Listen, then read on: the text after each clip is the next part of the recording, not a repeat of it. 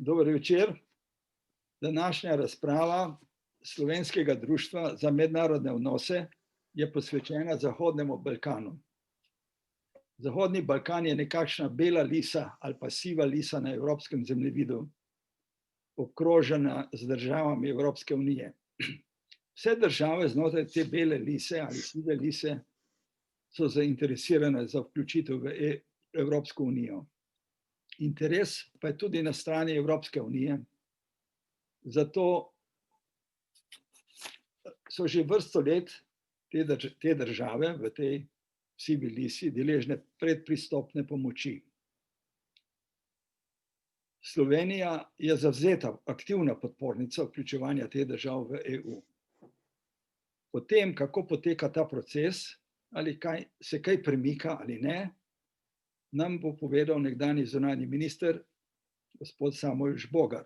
Naj povem, da je bil predtem tudi veleposlanik ZDA, zadnjih 8 let pa predstavnik najprej Evropske unije na Kosovu in zatem veleposlanik Evropske unije v Severni Makedoniji. Uvod v razpravo pa bo podal veleposlanik dr. Jože Kunič, častni predsednik našega društva za mednarodne odnose, nekdanji veleposlanik v Iranu in Franciji, izredni profesor s področja ekonomske diplomacije pri Mirovni univerzi v Beogradu in v svojih analizah se kar redno posveča vlogi Slovenije na Zahodnem Balkanu, mejni problematiki v jugovzhodni Evropi, pa tudi drugim mednarodnim vprašanjem ekonomske diplomacije ter problematike, ne nazadnje, povezane z Iranom in njegovim nuklearnim programom. Razpravo bom vodil Marjan Šetinc, predsednik Slovenskega društva za mednarodne odnose. Torej, veleposlanik dr. Kunič, imaš besedo. Hvala za besedo, predsednik, in pozdravljam tudi ministra gospoda Žbogarja. Po osamosvojitvenem obdobju seveda se slovenska zunanja politika ni dosti zanimala za območje bivše Jugoslavije, preprosto zaradi dogodkov, ki so med samo osamosvojitvijo potekali, pa tudi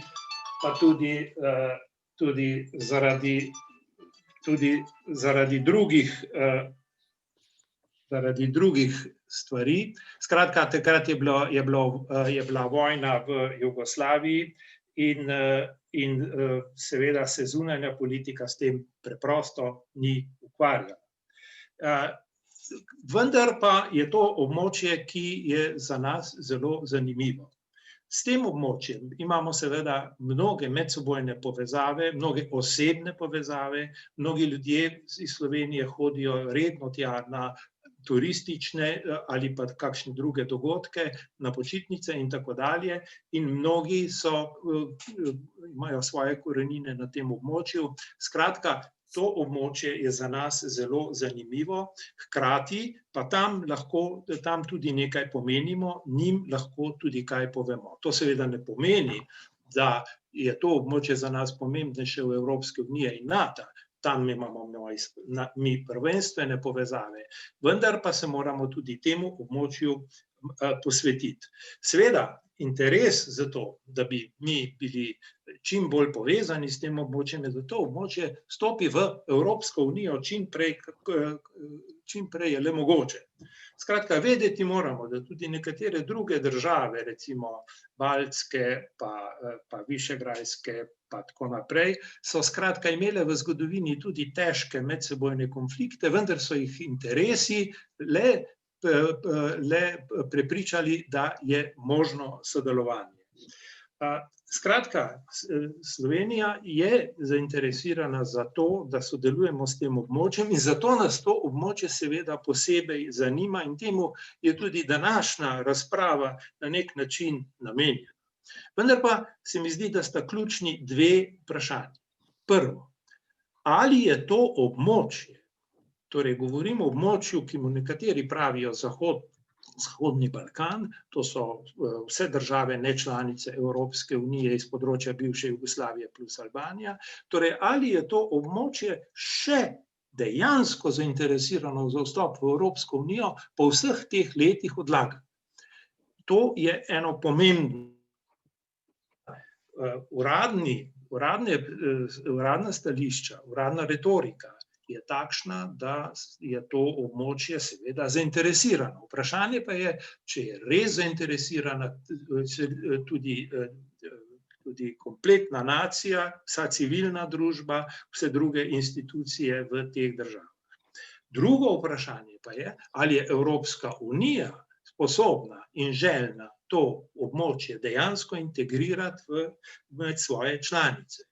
Torej, to je pa drugo vprašanje. Vedeti moramo, da Evropska unija ima določene probleme sama s seboj in je seveda to vprašanje pomembno, ali dejansko želi območje jugovzhodne Evrope, torej dela Balkana, vzeti v svoje okrilje.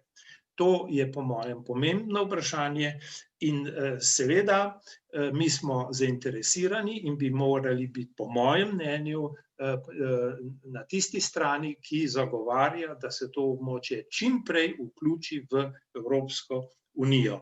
To bi morala po mojem mnenju biti strateška pozicija Slovenije. Seveda lahko politika trenutno zaradi takšnih in drugačnih interesov je bližje nekaterim drugim državam, ampak ne glede na to, strateška pozicija bi mogla biti ta, da poleg seveda Evropske unije in NATO smo s tem območjem čim bolj povezani.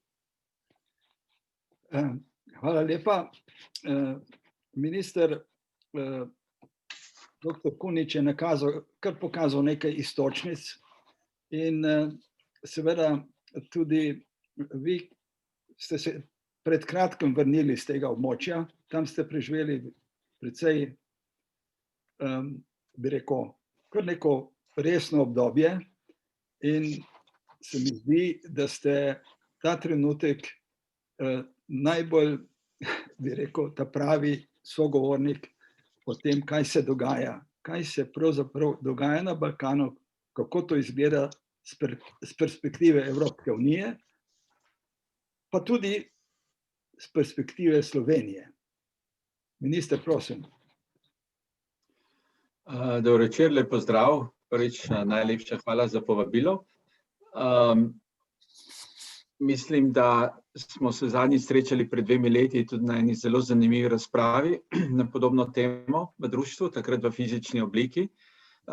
Tako da tokrat bo mogoče manj raznovrstna razprava, ker smo samo 3, ampak mislim, če nič drugega, bomo lahko sprožili ali pa poskušali sprožiti neka razmišljanja med ljudmi, pa mogoče bomo razpravo nadaljevali takrat, ko bo spet to možno tudi v fizični obliki. Jaz bi rad najprej na začetku nadaljeval tam, kjer je dr. Kunič začel, namreč o Sloveniji in njeni vlogi na Zahodnem Balkanu, potem bi nekaj rekel tudi o trenutnem položaju v Evropski uniji in na Zahodnem Balkanu. Mogoče odgovoril tudi na te 2 dilemi, ki jih je dr. Kunič postavil, oziroma poskušal odgovoriti na te dilemi, kajti mislim, da so to zelo pravi vprašanji, eno in drugo. In na koncu mogoče tudi nekaj elementov, za katere jaz mislim, da lahko pokažejo pot naprej, oziroma kaj bi mednarodna skupnost, vključno Slovenijo, morala početi na Zahodnem Balkanu od zdaj naprej. Najprej o Sloveniji strinjam se, da je to področje, s katerim smo zelo tesno povezani, tako kot je dr. Kunič rekel, tako kulturno kot tudi gospodarsko. Največ naših investicij je na tem področju. Živeli smo skupaj v skupni državi 70 let in veliko je tukaj stikov. Tako da mislim, da ima Slovenija nekako edinstveni položaj namreč prvič do držav Zahodnega Balkana, ker nas tretirajo drugače kot ostale članice Evropske unije. Tretirajo nas nekako kot enega od svojih in to se v pogovorih vidi. Mislim, da nam zaupajo več, nam povejo več, povejo bolj direktno in jih tudi lahko lažje razumemo, tudi mogoče lahko razberemo, lažje razumemo to zgodovino, te emocije, ta inat, ki obstaja na Balkanu. In po drugi strani imamo zaradi tega enkratni položaj znotraj Evropske unije, kajti hkrati pa razumemo tudi položaj znotraj Evropske unije. Vidimo, poznamo oziroma čutimo, kako se Evropska unija razvija, vemo, kje so težave in teh je zadnje čase kar veliko, vezane tudi na morebitno širitev. Tako da mislim, da imamo vedenje z obeh kampov, če lahko tako rečem, in mislim, da je to edinstveno, to, kar imamo. Mislim, da ni tako pomembno neko vedenje o regiji. Mislim, da nismo unikatni v vedenju o regiji, kajti druge države tudi veliko vedo o regiji, posebej države Kvinta so zelo v detajle poznajo, kaj se dogaja v regiji. Kar je nam mogoče enkratno je to razumevanje, globlje razumevanje regije in to mislim, da bi lahko izkoristili. Zdaj, če to poglavje zaključim, bi lahko rekel, kje drugje, če ne na Zahodnem Balkanu, bi morala biti Slovenija aktivna. O katerem področju pa več vemo, o katerem področju nas bodo v Evropski uniji ali pa tudi v NATO poslušali, če ne o področju, s katerega izhajamo. Kdaj, če ne zdaj, ko bo 30 let, prihodnje leto bo 30 let razpada nekdanje Jugoslavije, mislim, da imamo iz tega tudi neko odgovornost, da to regijo, ki že 30 let išče samo sebe, da pomagamo tej regiji nekako poiskati pravo pot. In kje drugje, če ne znotraj Evropske unije, ki bomo predsedovali naslednje leto. In tudi za Evropsko unijo je to področje, kjer ima največ interesov, področje, kjer ima tudi največ vpliva. In isto velja tudi za Evropsko unijo. Kje drugje, kot na Zahodnem Balkanu, je Evropska unija najbolj pristojna, da ureja zadeve. Veliko bolj kot v Siriji ali pa na Bližnjem vzhodu. Tako da mislim, da se kreira nek momentum v naslednjem letu, ker nekako kliče po našem angažiranju. Zdaj na hitro mogoče en tak helikopterski pogled na to, kaj se dogaja v posameznih državah. Vidimo, da položaj ni najbolj rožnat, če tako rečem. So bili že tudi bolj optimistični časi na tem Zahodnem Balkanu, oziroma posameznih državah Zahodnega Balkana. To rečem zato, ker recimo, če gremo najprej Severna Makedonija, spremenila ime, to ni bilo lahko sprejeto, zelo težko so ljudje to sprejeli, pa vendarle so zaradi EU in NATO sprejeli, NATO so dobili, Evropska unija pa se kar nekako odlaga. Že 2 leti čakajo, da bodo vendarle začeli ta pogajanja. In izgleda tudi tokrat mogoče ne bo uspelo zaradi bolgarske blokade. In to lahko zlahka vodi v destabilizacijo države, se pravi država, ki je nek vzor regije, ker je rešila problem s sosedi, neka taka zvezda v regiji, se lahko zelo hitro obrne ponovno v neko nestabilnost. Potem imate Kosovo, državo, kjer je mednarodna skupnost, oziroma, če bom konkreten, Združene države so pomagale spremeniti vlado letos in od takrat naprej je kaos. Vlada brez podpore v parlamentu, brez podpore ljudi in z veliko težavo se ukvarja s COVID situacijo. Imate Srbijo, kjer vodijo uspešne gospodarske reforme, pa vendarle ste imeli volitve, kjer tako rekoč ni bilo opozicije, ker opozicija tako rekoč ni sodelovala, demokratična opozicija ni sodelovala na volitvah. Tako da je veliko vprašanj glede stanja demokracije in v Srbiji. Imate Črnogoro, kjer je prišlo do velike spremembe, vlada se formira, država, ki je bila včasih nekako je tiho in počasi napredovala proti Evropski uniji, naenkrat postaja tudi velika neznanka. In seveda Bosna in Hercegovina, ki je vedno problem in ta nerešen status znotraj Bosne in Hercegovine omejuje to državo. Albanija trenutno izgleda kot edina država, ki je svojo pravosodno reformo, zelo radikalno pravosodno reformo, počasi gre naprej in je pred tem, da začne pogajanja z Evropsko unijo. Tako en tak helikopterski pogled na posamezne države, ker vidimo, da ni nekega velikega optimizma. Zdaj, če pogledamo, kako je na hitro stanje v Evropski uniji, pa tudi ni najbolj optimistično, ne? Evropska unija je največja partnerica Balkana, največji investitor, največji trgovinski partner, največ pomoči prihaja iz držav Evropske unije, samo za COVID, recimo, smo dali 3,3 milijarde, v tem načrtu za investiranje v Zahodni Balkan je predvidenih 9 milijard plus dodatnih 20 milijard mogoče iz raznih fondov oziroma bank. Tako da tu je Evropska unija prisotna tudi po sprejemu tele strategije za Zahodni Balkan leta 2018, je veliko bolj prisotna ekonomsko, če tako rečemo. Spodbuja povezovanje v prometu, digitalno, zeleno ekonomijo trenutno. Tako da to je v redu. Na drugi strani pa,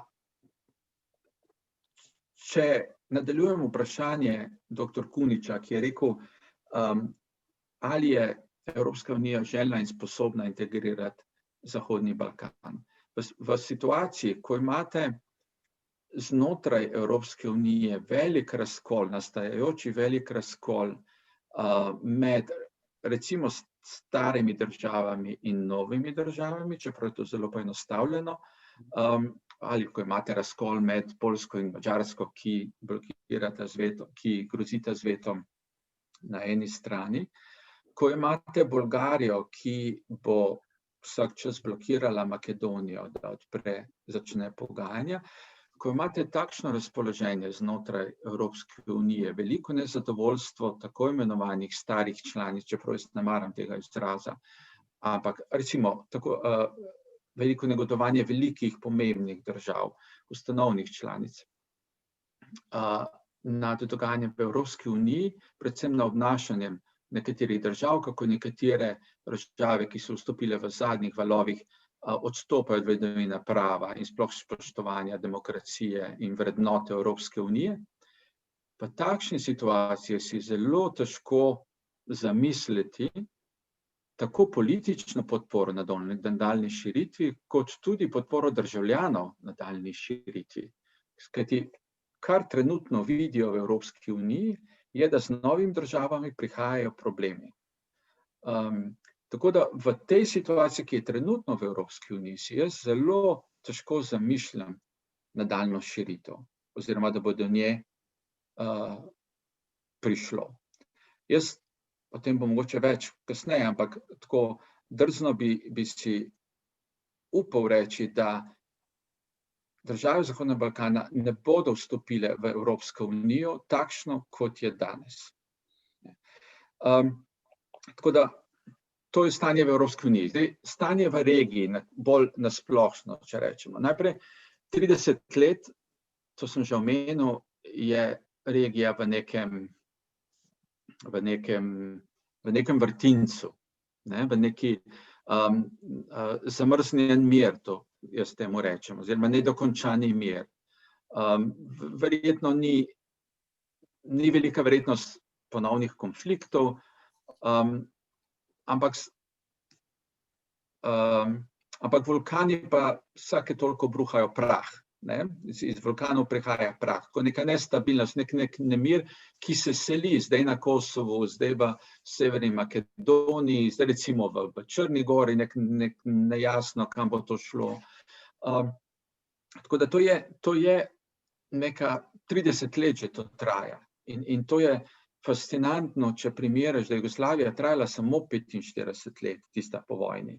In vendarle, kaj je s te državo nastalo, če se ne spuščamo v sistem, ampak vendarle iz neke porušene države je nastala neka ugledna, več ali manj razvita država.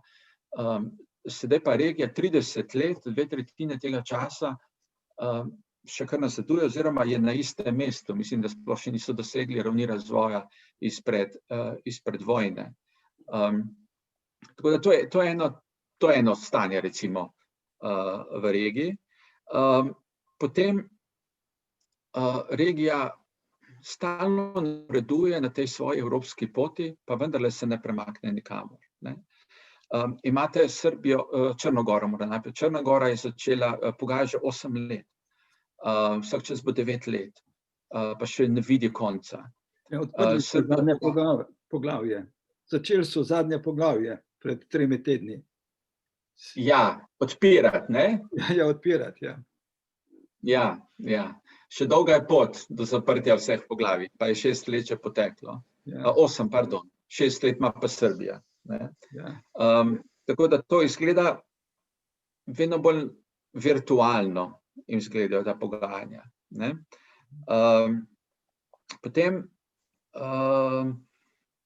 Potem, kaj bi še...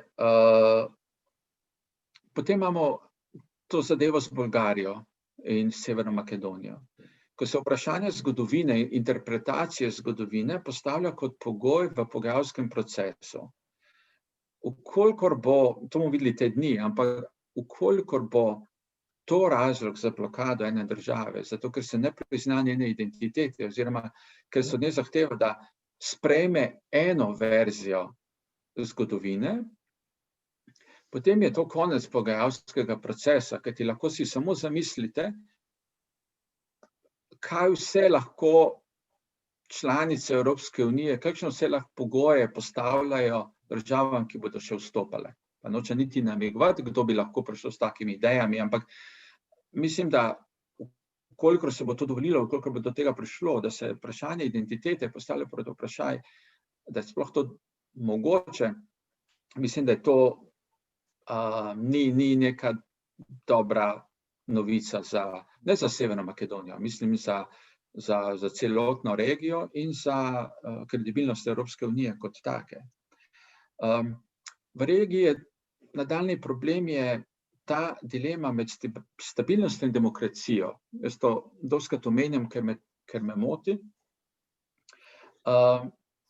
In se postavlja kot izključujoče. In običajno se mednarodna skupnost postavi na stran stabilnosti. Imamo radi močne voditelje, ker nam zagotavljajo stabilnost. In jih podpiramo do konca, dokler ne gre predaleč. Na primeru Gruevski v Severni Makedoniji. In ne mogoče, da nismo vedeli, kaj se dogaja do leta 2016, ko so prišli na dan tisti prisluškovalni zapisi. Pa vendar, da smo z njim sodelovali, on je nekako napredoval, imel dobro gospodarsko politiko in smo bili vsi z njim zadovoljni. Čeprav je hkrati imel vse medije pod kontrolo, civilna družba je bila pod napadom in tako dalje. In podobno se nam dogaja sedaj v Srbiji. Srbijo potrebuje mednarodna skupnost, ker hoče zaključiti vprašanje s Kosovom in zato smo mogoče bolj tolerantni glede vsega tega, kar se okrog vladavine prava, glede demokracije, medijev, človekovih pravic dogaja v Srbiji. In s tem mislim, da tudi mednarodna skupnost izgublja kredibilnost pri prebivalcih teh držav. S tem, ko se med demokracijo in stabilnostjo odloča za stabilnost. Potem, kaj je še v regiji? Beg možganov je na višku. Mislim, iz vseh držav bežijo. Jaz sem videl to na Kosovu in v Severni Makedoniji, ampak je isto, mi pravijo v Bosni, če ne huje, isto je v Srbiji. To je velik problem. migracija mladih, migracija izobraženih, na dolgi rok bo to zelo slabo za regijo.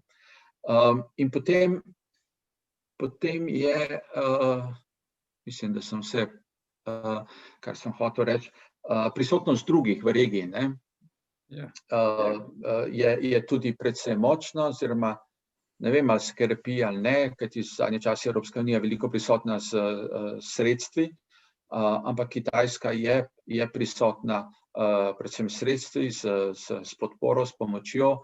Tudi med covidom je Kitajska poskušala s hitrimi dostavami mask, nekako to svojo mask diplomacijo, covid diplomacijo. Ruska federacija je v nekaterih državah prisotna, Turčija, zalivske države. Ampak vse te države so prisotne toliko, kolikor jim Evropska unija dovoli. Oziroma, kolikor jim pusti prostora, če tako rečemo. Kolikor se mi ne ukvarjamo z regijo, se bodo pač drugi. Kolikor regija ne bo imela prihodnosti z Evropsko unijo, jo bo pač mogla poiskati kje drugje, ali bo začela iskati kje drugje. Zdaj, malo pogled naprej, da ne bom predolg.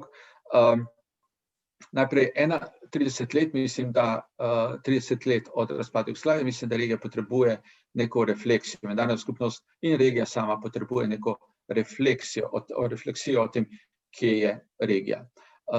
V Evropi je začela razprava o prihodnosti Evropske unije. Mislim, da v tej razpravi, ki bo potekala naslednji 2 leti, mora biti neka odkrita razprava o prihodnosti širitve. Kajti širitev takšna, kot je danes, ni več kredibilna v državah regije. In v bistvu eni druge slepimo, da je to res realen proces, ki bo vodil v članstvo Evropske unije. Tako da mislim, da znotraj te konference Evropske unije mora biti tudi razprava o prihodnosti Evropske unije. Kje so te države, kje bodo te države v prihodnji strukturi Evropske unije? In hkrati verjetno bi bilo dobro v regiji imeti tudi eno razpravo o prihodnosti regije, kaj regija želi in hoče.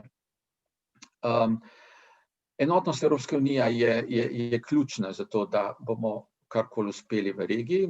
Tega do zdaj ni bilo, recimo na področju Kosova, in tudi tisto, kar smo obljubili, vizna liberalizacija, se ne uresniči.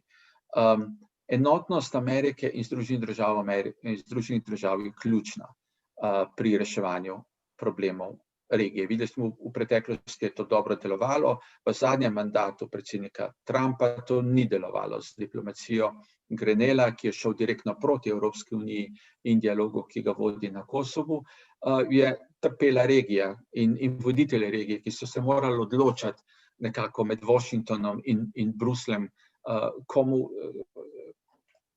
komu se bodo zamerili. Tako da zdaj je enkratna situacija z novo administracijo, s predsednikom, ki veliko ve o regiji, ki ima interes za regijo, ampak še več kot to, ki ima interes za obnovitev euroatlantskega sodelovanja med Ameriko in Evropsko unijo. In Zahodni Balkan je lahko ena taka točka, kjer se bo obnovilo to sodelovanje. Tako da tu vidim jaz tudi vlogo, recimo, med našim predsedovanjem. Potem pa, kar je pa zelo pomembno, je, da začnemo drugače govoriti z ljudmi v regiji. Ljudje v regiji ne razumejo našo komunikacijo. Govorimo o pogajanjih, govorimo o odpiranju poglavij, govorimo o medvladni konferenci. To so take imaginarne besede, ki ljudem nič ne pomenijo. Njihov položaj se pa ne spremeni čisto nič. Ljudje v Srbiji po 6 letih, ko se pogajajo, ne živijo nič bolje in nič v bolj urejeni državi, kot so pred 6 leti, bi si upal trditi. Nisem sicer služboval v Srbiji, ampak in tukaj je nek osnovni problem teh pogajanj. Pogajanja, kaj ljudje hočejo? Vse ljudje nočejo pogajanj. Ljudje hočejo, da bojo imeli take države, kot je Evropska unija. Se pravi, ljudje hočejo neko normalno državo, kjer bojo normalno živeli, bojo imeli službe, normalne plače, kjer bo čisti zrak, kjer ne bojo smeti, kjer bo nekako vse funkcioniralo, sodišča bojo delovala, ne bo korupcije ali pa vsaj ne bo tako grozne, kot je zdaj. To hočejo, ne. In vidijo, da Evropska unija je nekaj, ne, kar funkcionira v tem smislu, zato si hočejo v Evropsko unijo, zato hočejo v Evropsko unijo, poleg vseh vrednot in vsega ostalega, ne. Zdaj pa ljudje opažajo, da nekako se pogajajo, pa vse te besede prehajajo, pa odpiramo, pa zapiramo, pa benchmarks, pa uno in tretje, ampak živijo pa enako in s tem izgubljamo ljudi. In ko se bo razmišljalo o nekih novem procesu, ker jaz verjamem, da ta pogajanja v enem trenutku bomo morali priznati, da je cesar gol in da to ne bo vodilo v članstvo. In v tistem trenutku mislim, da bi veljalo razmišljati, kako spremeniti življenja teh ljudi. Oni hočejo enostavno, da postanejo njihove države kot Evropska unija, kot države Evropske unije. In ker to vidijo, da ne uspeva, množično bežijo, grejo eden po eden v Evropsko unijo. Če država ne more v Evropsko unijo, bo pa eden šli v Evropsko unijo. In to, o tem bi veljalo razmisliti.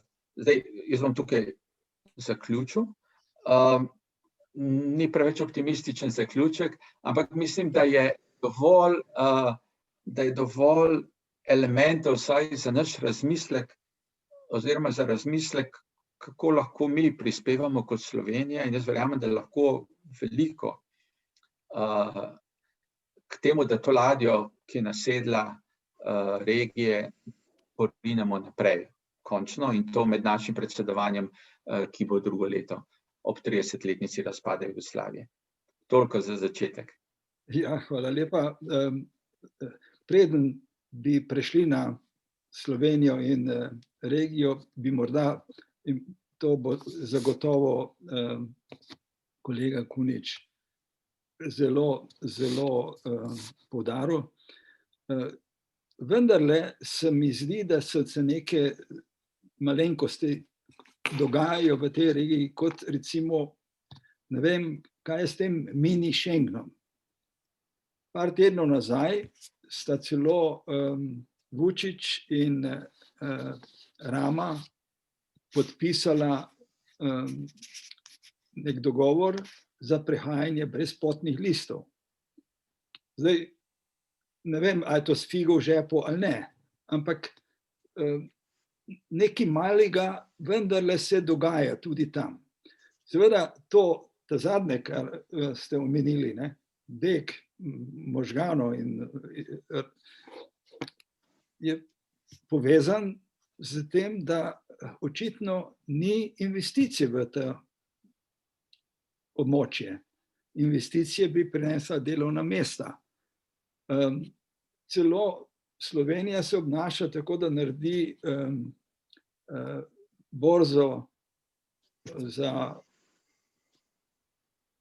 delovno silo, išče delovno silo na tistem območju, ki jo hoče zvabiti v Slovenijo.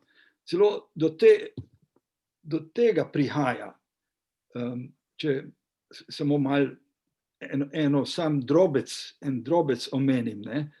Vse to je seveda povezano. Zdaj, a se pričakuje, da bo regija se poenotila, očitno je to iluzorno, ampak en tak zametek se mi je zdel ta mini Schengen. Na veliko se je promoviral predsednik ZDA ob podpisu sporazuma med Srbijo in Kosovem, med Vučićem in Hotijem.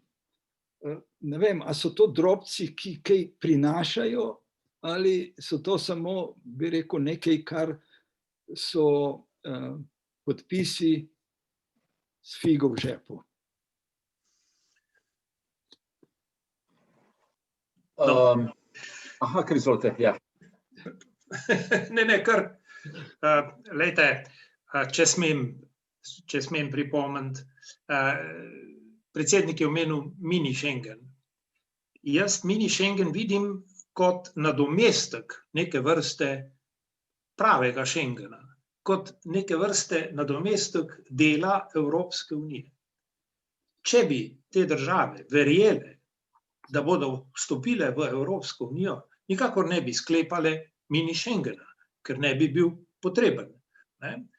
Tako pa so lani oktobra Vučić, pa Zaev, pa Rama, torej z teh treh držav, pri čemer so poudarili, da so tudi drugi dobrodošli, so podpisali to deklaracijo o tem mini Schengenu in s tem po mojem nadomestili nekaj, kar bi jim Evropska unija dala. In po mojem je to tihi, čeprav dosti jasen po mojem, izraz, da ne zaupajo v to vstopanje v Evropsko unijo v nekem doglednem času. To sem želel glede mini Schengena, ki ga je predsednik omenil, povedati. Drugače pa mislim, da ste minister odprl ali pa postavil eno pomembno vprašanje. Ja, nekoč morda bodo prišli v Evropsko unijo, torej države iz tega območja, ampak v kakšno Evropsko unijo? In to se mi zdi ključno vprašanje. Namreč vidimo, da so kar močne tendence po neki double speed, torej Evropski uniji dveh hitrosti. To je celo predsednik, prime minister Portugalske, če se ne motim, omenil kot možnost. Potem, ko so se do zdaj v zgodovini omenjale tisti koncentrični krogi, pa hitri vlaki in tako dalje. Vendar v zadnjem času so se le pojavile dve kar močne grupacije ali pa iniciative, če hočete, to je iniciativa treh morij pa Višegrajska skupina. Oboje ima podporo, vsaj tiho, morda pa tudi bolj glasno, Združenih držav Amerike, in oboje pravzaprav deli Evropo na dve področji. Sicer nekateri strokovnjaki menijo, da je iniciativa treh morij pravzaprav odgovor ali pa kompenzacija iniciative 16+1, ki je lani, ki je 2019 postala 17+1, kjer so bile vse te vzhodne države, članice in nečlanice zbrane, in seveda jasen cilj je, da se najprej deluje ekonomsko strani Kitajske, ampak ekonomiji vedno sledi politika. Temu je odgovor iniciativa treh morij in tudi povezovanje v Višegrajski skupini, ki se želi dodatno povezati z Bolgarijo, z Makedonijo in tudi Hrvaško in Slovenijo. Torej, jaz vidim, da nastopajo neke tihe tendence po tem, da bi se Evropa le prelevila v neko Evropo dveh hitrosti. To je treba zelo natančno videti in proučiti, in da bi te države, o katerih smo mi zdaj govorili, torej države zahodnega Balkana, vstopile v tisti vzhodni del ali pa v drugo hitrost ali pa kakršnokoli hitrost. To se mi zdi zelo pomembno, ker če bo šla Evropska unija v to smer, in tendence so kar močne,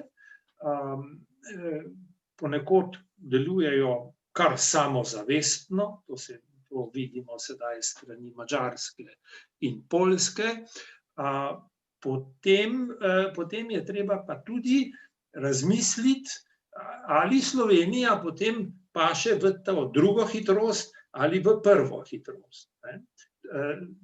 Tako da to se mi zdijo pomembni razmisleki. Jaz bi se seveda vsekakor zavzemal za to, da Slovenija nikakor ne pade v drugo hitrost, ampak bojim se, da bodo šle tendence v to smer in da bodo te države, o katerih smo govorili, torej Makedonija in tako dalje, vstopile v neko drugo državo, v neko drugo Evropsko unijo, v nek drug del Evropske unije. Ne vem, kaj boste, minister, na to kakšno mnenje boste imeli. Morda je to nekoliko prepogumno razmišljanje ali pa predrzno, da si človek drzne tako razmišljati, ampak silnice, ki jih vidimo, pa dejansko delujejo v to smer. Jaz bi se kar strinjal s tem, kar ste rekli. S tem, da bi spomnil na strategijo slovenske zunanje politike, kjer je jasno zapisano, da mi spadamo oziroma se moramo povezovati z jedrnimi državami. To pomeni prvi krog. Drugače pa te ideje o teh krogih niti niso nove. To so ideje, se spomnim, francoski predsednik je o tem govoril že kar pred nekaj časa. In mislim, da so razmišljali o tem sedaj po tem, kar se dogaja s Poljsko in Madžarsko, se samo še okrepila, da pač bomo šli nekako v Evropo dveh hitrosti. Tisti, ki želijo, se bodo povezovali naprej, ostali, ki ne, bodo ostali odzadaj. In potem verjetno Zahodni Balkan bo postal ali član tega drugega kroga, ali pa bo mogoče celo en tretji krog držav, ki bodo nekako vezane na to. Jaz si zdaj to zelo špekuliram in nisem se niti ukvarjal s tem, ampak sem pa vedno bolj prepričan, da države Zahodnega Balkana ne bodo vstopile v tako Evropo, kot smo mi člani danes. In seveda je pa v interesu tako Evropske unije, da se nekako pretvarjamo na nek način, da se pogovarjamo naprej, da se pogajamo, da jim pomagamo, da grejo skozi reforme. Navsezadnje je pogajalski proces samo pomoč, nek motor, ki pomaga reformam v državah, zato da grejo hitreje skozi tranzicijo in da se hitreje razvijajo in hitreje normalizirajo. Tako da na naši strani se nekako še vedno igramo to igro. Na strani regije pa ravno tako brez tega oni nimajo prihodnosti, tako da se bodo oklenili do zadnjega teh upov, da evropska pot še obstaja in da je realna. Drugače pa verjamem, da se strinjam, da voditelji dobro vedo, kam ta pot gre ali ne gre. Predvsem očitno je, da gredo pogajanja zelo počasi in zato tudi ni nekega velikega entuziazma pri voditeljih za neke velike resnične reforme, ker vedo, da v času svojega mandata ne bodo mogli deliver, ne bodo mogli volivcem tudi prinesti nazaj rezultate, uspeh članstva v Evropski uniji. Zato gre bolj za to, kako malo lahko naredimo, pa da bo še v redu. Mislim, da je to ta politika. Glede mini Schengena,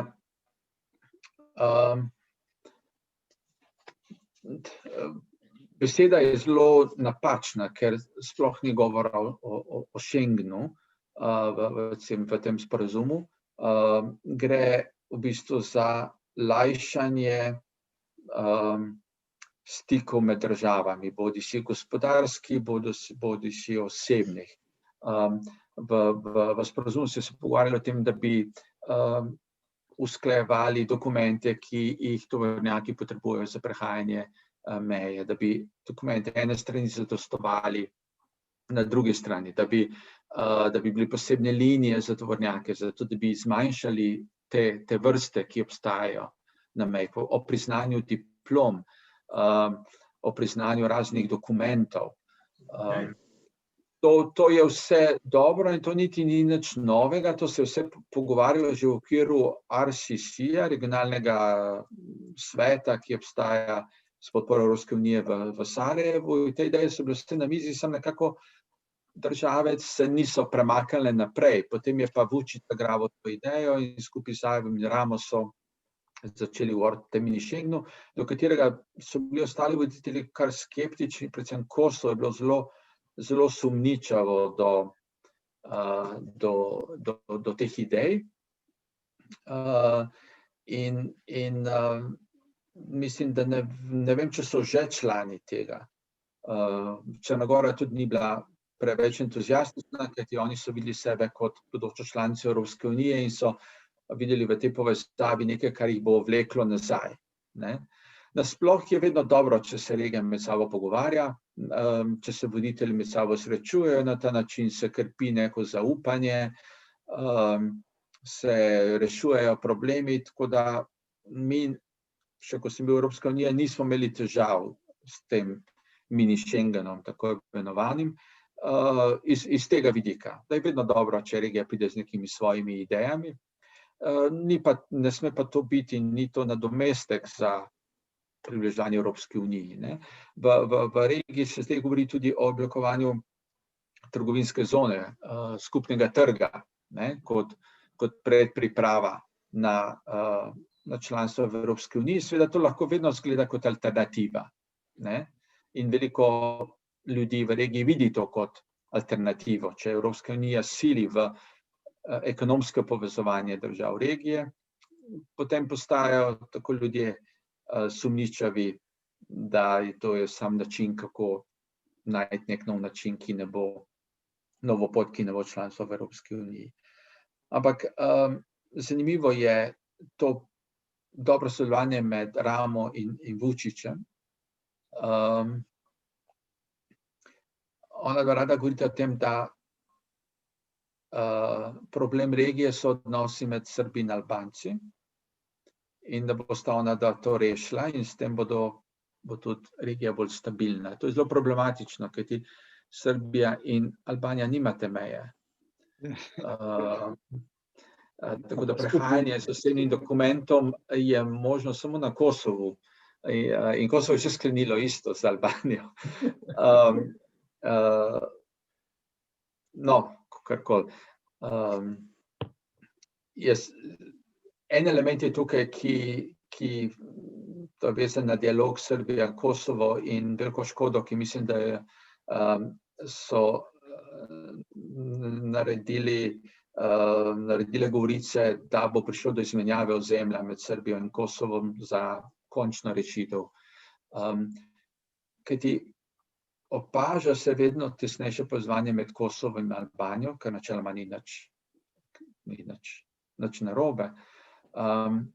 Ampak postopno se državi integrirata. Skupne šolske knjige, skupne ambasade, v Albaniji sta dva ministra, v albanski vladi sta dva ministra z Kosova. Tako da vedno v Draču se govori, da bo Kosovo dobilo svoj terminal v pristanišču Drač. Nič ni narobe, če se države povezujejo, če si lajšajo in krepijo sodelovanje, posebej, če gre za isto nacijo. Problematično pa nastaja, če to povežeš s temi pogovori o izmenjavi teritorij, potem vse te govorice dobijo večjo moč in vse izgleda, kot da se regija pripravlja na trenutek, ko bo to možno.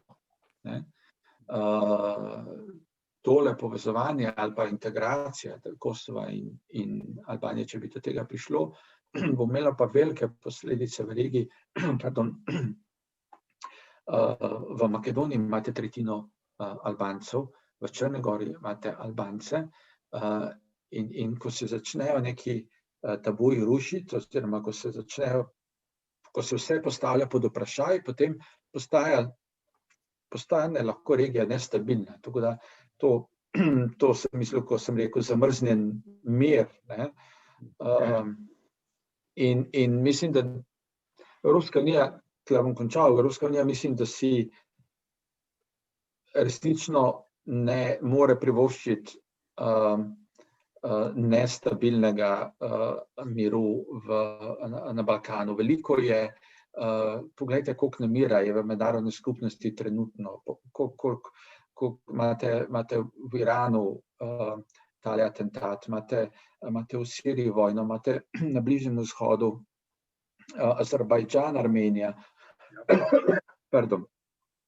okrog Ukrajine še vedno ni vse rešeno. Veliko je teh nemirov. Najmanj, kar rabimo, je, da se začnejo komplicirati zadeve tudi še v naši čisti prvi soseščini. Tako da mislim, da tukaj izhaja, čeprav se Evropska unija dela, da se regija tako rekoč ne tiče, ne, in delamo uslugo regiji, ker jo približujemo, mislim, da je tudi ta veliki interes Evropske unije, da stabilizira področje okrog sebe, ali kot je komisar Han včasih govoril, moramo izvoziti stabilnost, da ne bomo uvozili nestabilnosti. Ne. In zato potrebujemo stabilno območje, ki pa je lahko stabilno samo tako, da ima neko stabilno prihodnost.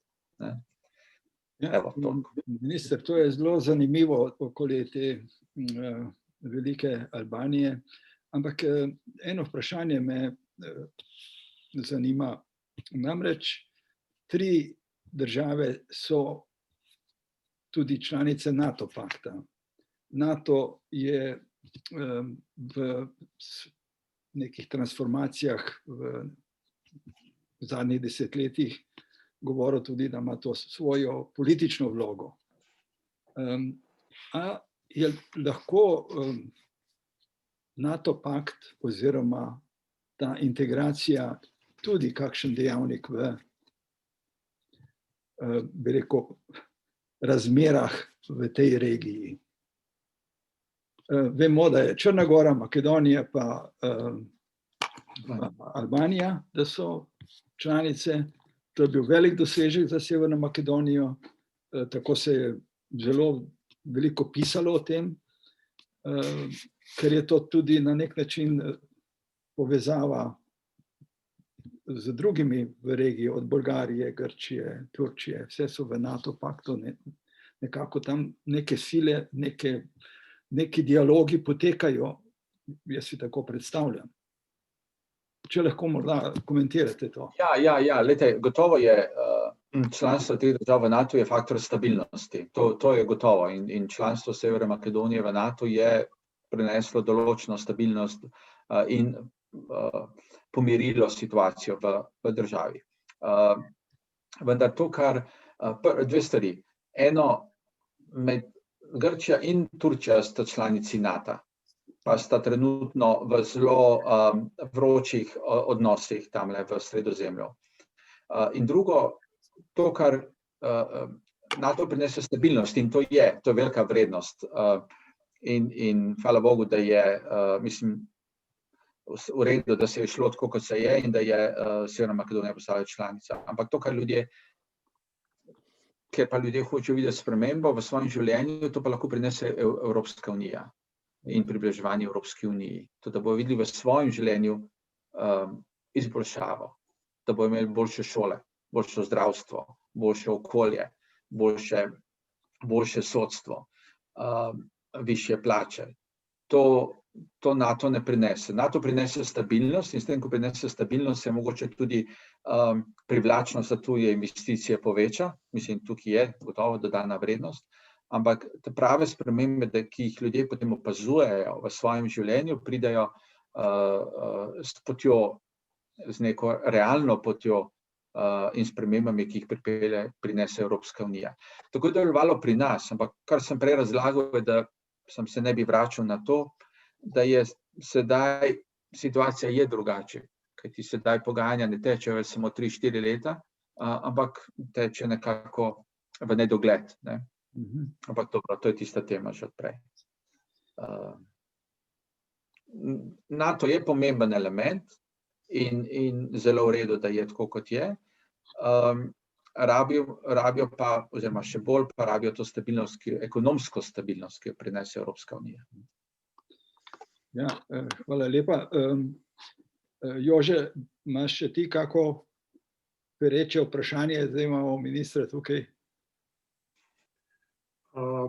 No, če smem na to odgovoriti, vprašanje je res veliko in bi lahko sedeli tukaj še dolgo časa.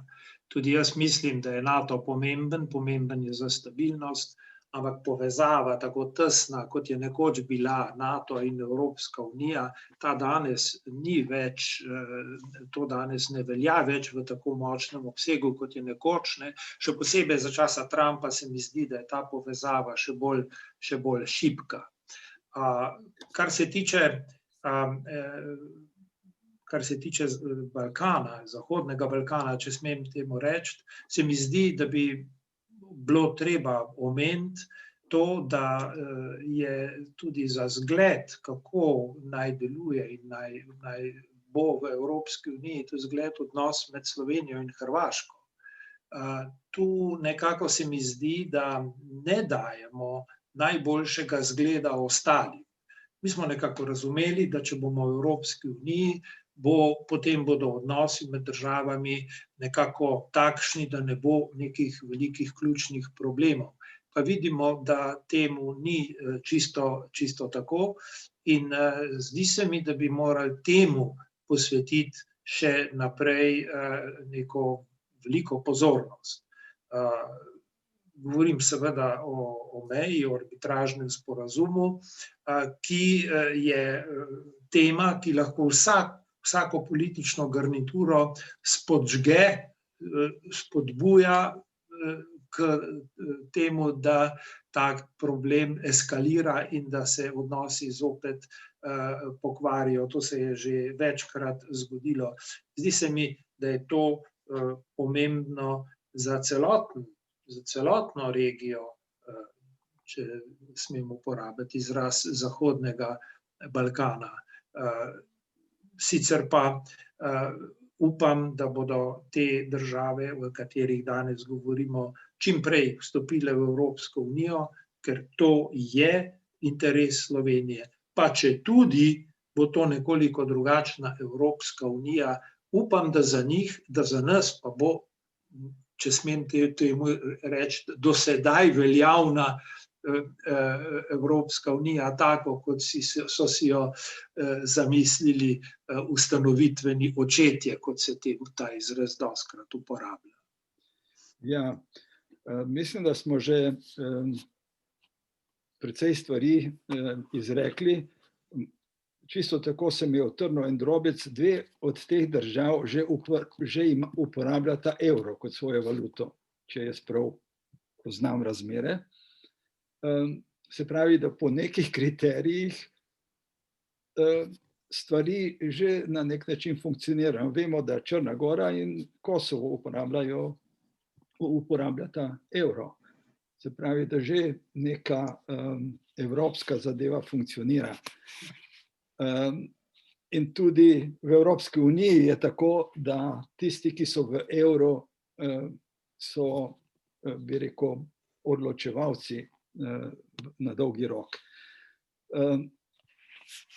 Jaz ne bi tega, če bi želel minister še, prosim, kako besedo reči za zaključek, sicer bi to našo razpravo zaključil in upam, da bo prilika še kdaj govoriti o zadevah, ki smo jo odprli danes. Hvala lepa, ne, kaj dosti ne bi rekel, sam bi želel reči, da mogoče je zvenela cela razprava na trenutke malo pesimistična. Mislim pa, da to ni daleč od resnice. 30 let ljudje se ne premaknejo, oziroma se zdaj premikajo sami, eden po eden proti Zahodni Evropi. In mislim, jaz upam, oziroma želim si, da bi vsi skupaj razmišljali, kaj lahko mi naredimo kot Slovenija, da pomagamo tej regiji. Ne nujno, da pridemo z neko končno rešitvijo vseh teh problemov, ampak kako spodbuditi interes Evropske unije, kako spodbuditi interes regije za neko novo, malo drugačno partnerstvo. To recimo, mislim, da je prav in imamo odgovornost kot država, ki je prva razglasila neodvisnost in ki je bila najbolj uspešna v svojem razvoju. Imamo odgovornost do regije, da razmišljamo o tem in da poskušamo kaj narediti, posebej, če imamo predsedovanje prihodnje leto. Jaz se vama, minister in dr. Kunič, zahvaljujem za to razpravo in mislim, da to sporočilo zadnje je pravzaprav kar dobra popotnica za morda novo razmišljanje in bolj bi rekel, poglobljeno razmišljanje v to smer, kako se lotiti stvari tudi z naše strani. Najlepša hvala in lahko noč. Hvala tudi tebi, predsednik. Lahko noč, najlepša hvala za vabilo. Pozdravljeni.